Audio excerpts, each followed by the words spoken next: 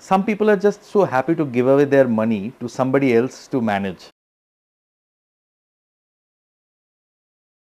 Financial planning is tough. So many people have told you this concept that doing financial planning is very tough, and I'm just not cut out for this job, and it takes a lot of effort. I need to know a lot of, very time consuming. It's very complicated. It is something that is left to the experts. It is not something that I should do. There are a lot of pitfalls. You might fail in some aspects of it.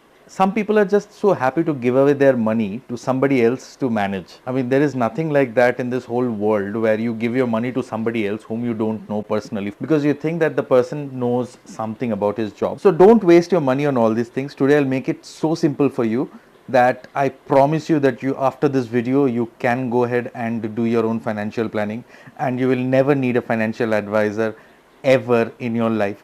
Not at least for mutual funds, because that's my whole point of this video today, that I want you to know all about mutual funds, and you should be able to buy them, sell them at the right time, accumulate them, and grow rich. And by rich, I mean that you should be like someone who has got crores of money at the time of their retirement. So that's the whole point of this video. So keep watching, and I will keep walking you through the different things. So continue watching, and I promise you that at the end of this video, I will give you some tips which will help you create that perfect portfolio which will make you a crorepati. So first thing, what is a mutual fund? What is an AMC? You would have heard these terms, right? So a mutual fund is a very simple concept. You have heard about people buying shares. So you are basically buying a share in a fund management company. The fund management company is an organization which collects small amount of money from different investors like you and me, and then they create a pool of that amount, and with that amount what they do is they invest in multiple stocks in different kind of portfolios depending on the type of mutual fund that you have put your money in. So when somebody tells you that it's an AMC, it means that it's an asset management company or the name of the mutual fund house that is managing the money for you. For example, HDFC, UTI Mutual Fund, Axis Mutual Fund are some of the mutual fund houses which manage mutual fund business for their clients. The next terminology that you would have heard is called NAV. NAV, net asset value. So what is an NAV? So NAV is the daily value of your investments. You can consider them like units, or you can consider them like a price of one share of that mutual fund that you're buying from them. So when somebody says that the NAV of this policy is 20 rupees, it would mean that one unit, when you buy one unit of that policy, you will have to pay 20 rupees, which will increase or decrease in the long run based on the performance of the mutual fund. This is exactly like the share of a company, where the company's share based on the company's performance and market conditions will keep rising or keep going lower. Always remember that the NAV that you have listed is that day's NAV. So the NAV keeps changing on a day-to-day basis, and the fund house will list it at the end of the day as the final NAV for that particular day's transactions. So the next question that people ask you is, should I invest, and how much should I invest? So let's attack the first question first. Should I invest in a mutual fund using an SIP or the lump sum route? So there are two ways of investing in the mutual fund policies. One is a lump sum, where you take a chunk of money and buy a lot of units. The second option is the SIP, or the systematic investment plan, where you take a small amount of money and invest it on a monthly basis.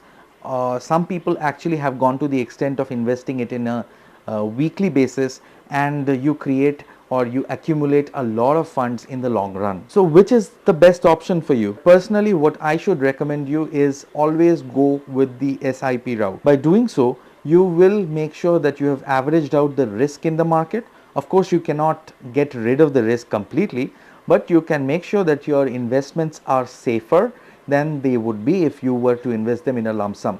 For example, sometimes what happens to retail investors like us is we go into the market when the market is running at its peak, and you invest a lot of money at one go in a lump sum, and you end up buying the same policy at a very higher price than a person who would have invested in that same policy in an SIP manner over the years. So in order to get profit out of this, you would have to wait for the market to climb beyond the point where you had bought that particular fund units, and that is a tedious task. As Warren Buffett has said that nobody can time the market, so it's better not to try it, and SIP becomes the best choice for or an alternative to that. So if you have a lump sum amount of money which you would have received as a bonus, what should you do? Well, the easy option is you should keep that money in an account which will get you some good amount of interest, and you can slowly withdraw out of that account and invest that money on a monthly basis into a mutual fund. So what are the options of keeping a lump sum?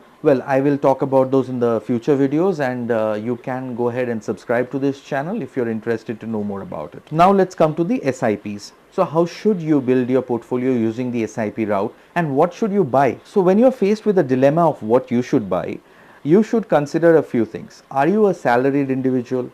Does tax get deducted out of your salary? Do you want to make sure that you can get the discount from the income tax department on your salary and save some tax? So if the answer to that is a yes, there is a very good option in the mutual fund industry, and that is called an ELSS, Equity Linked Savings Scheme. It is a mutual fund, and it invests in the same fashion as a mutual fund does. So the only difference being the liquidity aspect of it. And by that I mean that when you invest in an ELSS fund, your money is locked in for 3 years, and that's a requirement from the government of India. Whereas certain other mutual funds like a large cap fund, a mid cap fund, or a small cap fund will actually have more liquidity because they allow you to withdraw your money as and when you want to. But that should not deter you from investing in ELSS. As the money is locked in the fund for at least a period of 3 years, the fund manager has the flexibility to invest in certain companies which he thinks would give a better return on investment in the coming years, as against all the other funds where the fund manager has to keep a lot of money in his bank as cash so that he can pay back to investors who want to cash out of the policy. Another important factor to remember is your charges. Mutual funds by their nature are sold in two different forms, one being a direct mutual fund, the other one being a regular mutual fund. The direct mutual fund is actually sold from the fund house directly to you, while the regular mutual fund is actually sold via mutual fund brokers or agents. When you buy a direct mutual fund, there is no commission for the agent, and as a result you get the fund at a little cheaper rate as compared to a regular fund. So you have an opportunity to make a better profit than another person who would have bought a regular fund and would have invested the same amount for the same period of time that you have been doing it. Our calculations show that over the years it comes up to at least 1% difference between the profits that you would get from a direct mutual fund as compared to the profits that another person would get from a regular mutual fund. So you should make sure that when you're buying a mutual fund, it's always a direct mutual fund so that you can get all the benefits of the compounding over the years. Also, if you want to save a lot of money, you can invest your money in ETFs. ETFs are exchange traded funds which are passively managed, which would mean that their fund managers would be investing in certain set of stocks based on the market guidelines. For example, you would have heard of figures like BSE Sensex 500, you would have heard of Nifty 50. So these are indices which are created by certain research agencies, and the fund manager does not need to choose or do stock picking for you. As a result, the intervention of the fund manager is kept at a minimum, and thus affecting the charges and getting you the fund at a very low internal charge rate. Now you would be asking me what you should do with this knowledge that you have acquired today. Well, it's very simple. You should first and foremost go and research some mutual funds that you would like to buy.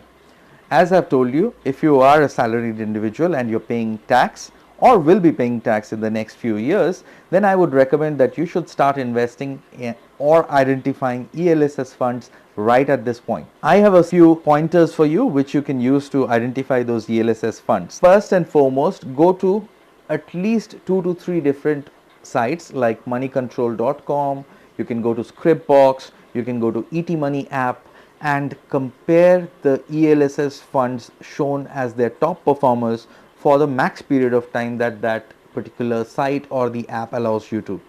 Most of the apps in the market would allow you to only go back to 5 years worth of performance, whereas moneycontrol.com can actually help you go back to the max available information about that particular fund.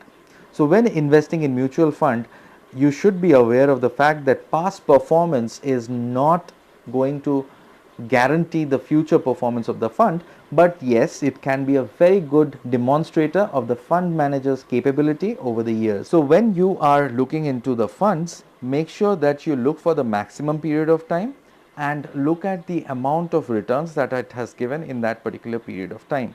Also compare it with the other funds that are listed in the same category and see how they have performed.